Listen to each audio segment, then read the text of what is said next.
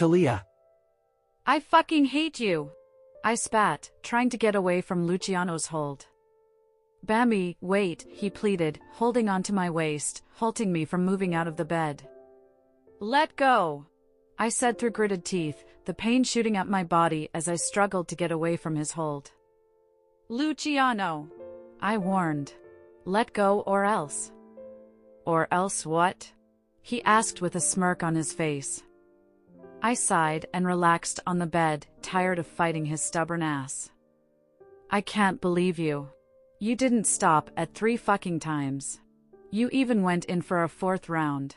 A 4th one, I emphasized. He looked at me with wide innocent eyes, like he didn't just annihilate me a few moments back. We started after lunch, and now it was the evening. I didn't even have the strength to prepare our dinner because of the activity we had done for 3 hours straight. It's been a while since I've tasted your body, Bambi. I forgot just how addicting it is, he smiled and licked his lips. If you'd permit me, then maybe we can go for another. I covered his mouth with my hand and cursed at him through my eyes. Fuck off, I told him. You can go fuck yourself if you want. I'm not handling another intrusion from you. He chuckled and hugged me even tighter. You're so cute. I'm going to stop here if you don't want to continue anymore then. You better stop, I warned him. Just then, the sound of my stomach grumbling resounded across the room. I held onto my stomach and pouted when I felt a sense of hunger go through my body. I don't even think I can cook for us. I pouted. My body's too sore. He looked at me worriedly before sitting up from the bed. You all right? Was I too harsh? I shook my head. No, it was good, I shyly said. You were good. It's just your size, that's all. Oh, he smirked. But I'm starving, and I want to eat. I quickly changed the topic. Maybe we can just order some pizza or something. He shook his head. No can do, Bambi. I'm not letting you eat junk food after our tiring activity. Wait here, he stood up from the bed and threw on a new pair of boxers and a white shirt. I'll cook for the 2 of us. I raised one of my eyebrows. Can you even cook? What do you think of me? A spoiled kid who never cooked a day in his life. Are you telling me that you're not? He gulped and looked to the side. I'm right. My gut feeling is definitely right. This guy has never cooked a day in his life. You have a personal chef back in the house. He scratched the back of his head. I'm a good learner, he defended himself. I can make a dish if I have a recipe. Are you sure? I asked. I don't want the kitchen burning down. He clicked his tongue and nodded his head. You don't have to worry. I'll handle this. Sometime later. The door finally opened, with Luciano carrying a tray of food in his hand. After an hour and the sound of countless clanging dishes later, he was finally able to make a meal. Well, that took long enough. I teased. He glared at me. I did my best, he said. I could tell, I said, looking at his fingers. Did you hurt yourself? Almost, he said, placing the tray down on the table. But I didn't in the end. I was even able to cook this, he proudly said, presenting the pasta dish he had cooked. Did you try this yet? I asked. He shook his head. I wanted you to be the first one to taste it. I pursed my lips together as I looked at the dish. Well, it looks harmless enough. It had a white sauce of some sort, along with some bacon and cheese pieces. All in all, it looked edible. Here goes nothing. I twirled the pasta with the fork and slowly placed it inside my mouth. He was looking at me with hopeful eyes, so I kept my expression neutral. I hummed in delight. Does it taste good? He excitedly asked. I nodded my head. It's good, I said. He beamed excitedly before sitting on the bed next to me. He took the fork from my hand and twirled some pasta too. Then, he placed the pasta he had made into his mouth. As soon as the pasta made its way into his mouth, his face quickly morphed into a grimace. "That's too fucking salty," he said. "How can you even eat that?" I took away the fork from his hand and took another bite. It did taste very salty at first, but it becomes better once you get used to it. "Talia," he said with wide eyes. "You don't have to eat it. It tastes awful." I shrugged my shoulder and took another bite. "This is the very first dish that you've made. It's not that bad," I smiled at him. "Nice job." I ruffled his hair. His face softened as he looked into my sincere eyes. "It doesn't taste good, though," he whispered, dejection obvious in his voice. I chuckled and went closer to him, holding on to both of his cheeks. At times like this, I am reminded of Luciano's unexpected attitude. Just because he's from the Mafia does not mean that he's mindless and heartless. He actually cares a lot about these kinds of things, and I can see that he was just forced to grow up too fast in order to take over the Casa Nostra. I guess that's one more thing that we have in common. However, now, I want to leave it all in the past and just live a comfortable life with him. "You did good for your first time," I sincerely said. "If you finish all of that, you might acquire a kidney disease," he said. I chuckled. "How much salt did you put in that in the first place?" "It said 3 pinches of salt," he said. I wasn't sure what a pinch was, so I just placed 3 teaspoons. My eyes widened in surprise. "No wonder. A pinch is just a smidge." He clicked his tongue. "How was I supposed to know that? The only pinch I know is the one you inflict on other people. I didn't know that it's now a standard way of measuring salt." I laughed and shook my head. "You could have just asked me." "But I wanted you to relax," he defended. "I know that I tired you out, so I wanted to do my best. But now, it's all ruined. I can't believe I can't even cook a simple pasta dish." "Hey," I said, making him look at me. "Stop downgrading yourself. You're good at a lot of things besides cooking." "Yeah, like knifing and shooting," he excitedly said. I chuckled and nodded my head. It wasn't what I had in my mind, but whatever makes him happy, I guess. "That's right," I said. "And besides, I can just teach you how to cook. So that the next time, you'll finally make a meal that the two of us can enjoy." He smiled and nodded his head. "I'd like that." Talia. "They're here," I said, pushing Luciano away from me. "I told you to stop kissing me half an hour ago," I scolded him. "Now, it's going to be obvious that we've made out with each other just now." He chuckled and wiped his lips, trying to calm them down before Lucille and Grandpa Ferry came through the door. "Well, you didn't push me away, so," he cockily said. I rolled my eyes and turned away from him.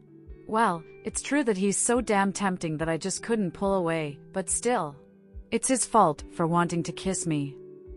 "Shut up. They're here," I told him, standing up from the couch to open the front door for them.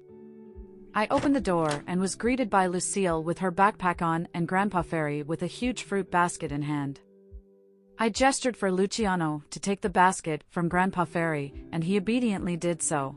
He placed it on top of the living room table while Grandpa Ferry busily placed down his belongings in his room. "How was your trip?"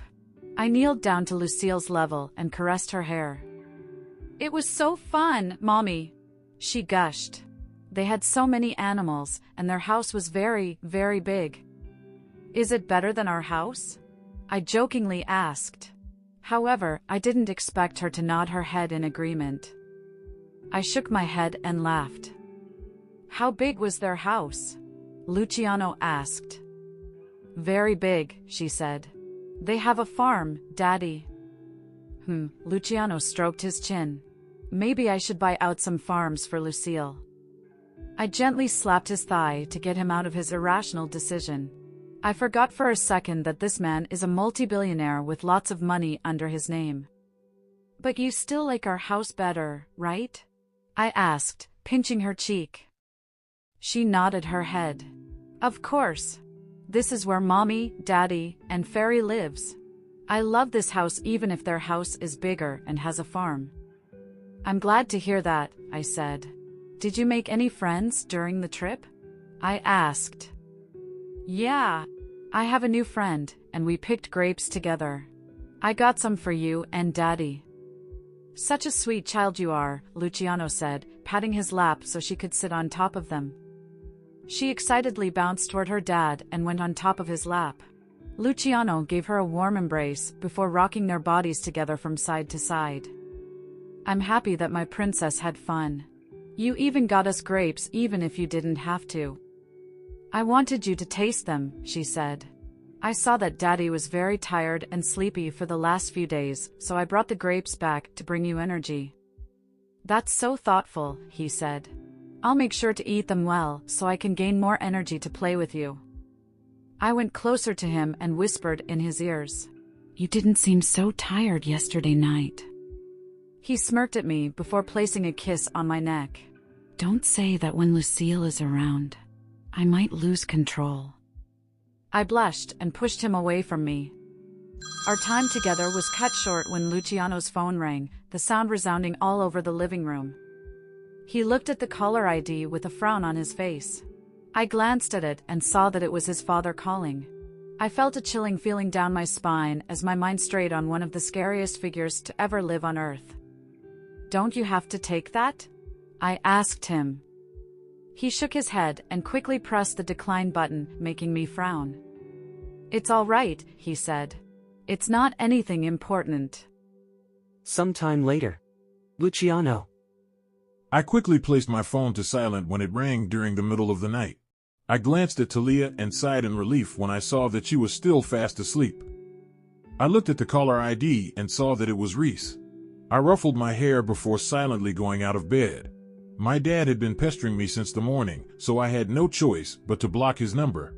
I'm assuming that the reason why Reese is calling me in the middle of the night is because of this. I went out of the door and into the living room, looking around to see if anybody was still awake. When I saw that the coast was clear, I answered the phone and brought it close to my ears. Hello, I said in a tired voice. Don Luciano, I heard Reese's voice, who appeared to be just as tired as I was. I understand him, really. He's the one I assigned to look after everything while I'm gone. I'm sure it isn't an easy task at all. Why did you call at this ungodly hour? I asked. I'm sorry, Don, he apologetically said. I wouldn't have called if it wasn't an urgent matter, but I'm afraid that it is. What happened? I asked. I think it's best if you come back to the Casa Nostra, Don. I frowned and massaged the bridge of my nose. I asked for 3 months, I told him. 3 months to fix everything so that in time, I'll also be able to bring Talia and my daughter back. We already talked about this, Reese. Can you make the situation calm down while I'm not there yet? You can ask Daisy for as much help as you need. I know, Don, he said, but I'm afraid that the circumstances have become different. I'm afraid that your safety is in danger already. What happened? Is it because of my dad? He's been calling me since the morning. He cleared his throat. It is about your father, Don. Don't stall any more time. Tell me what happened. I racked my mind with the possibilities of events happening. He knows where you are, Don. He knows that you're in Amari Coast. Talia. I woke up with a smile on my face, snuggling deeper into the warmth right beside me. I slowly opened my eyes to gaze at Luciano, but frowned when I saw him angrily typing on his phone. Fuck! He muttered under his breath as he closed his eyes and massaged the bridge of his nose. I looked at him with a worried expression. I held onto his forearm and gave it a gentle squeeze. Hey, you all right? I asked. He opened his eyes, startled to see me awake. Oh, hey, he greeted. You're already awake? I slowly nodded my head. Are you all right? I asked. Is everything all right?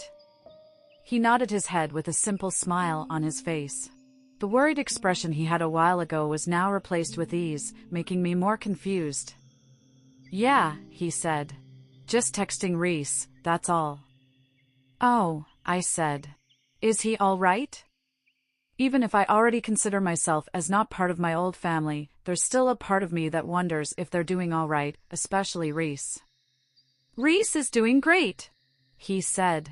He's risen up in rank pretty rapidly for the last couple of years. He's now retired from the training system and is now my right hand. I smiled. Reese is the most cut out in being part of the Capo regime among all of us, so I know that he deserves it. I cleared my throat and rested my head over his chest. How about my dad? Have you heard of him? He bit his lips. He visits sometimes, he said. But he's not as active anymore. The only times that I see him is when he goes to my father's office. Oh, I said, my mind trailing back to Luciano's father. And how about your dad? Is your relationship better now? He pursed his lips together and shifted his position. Shall we eat breakfast? He completely diverted the topic.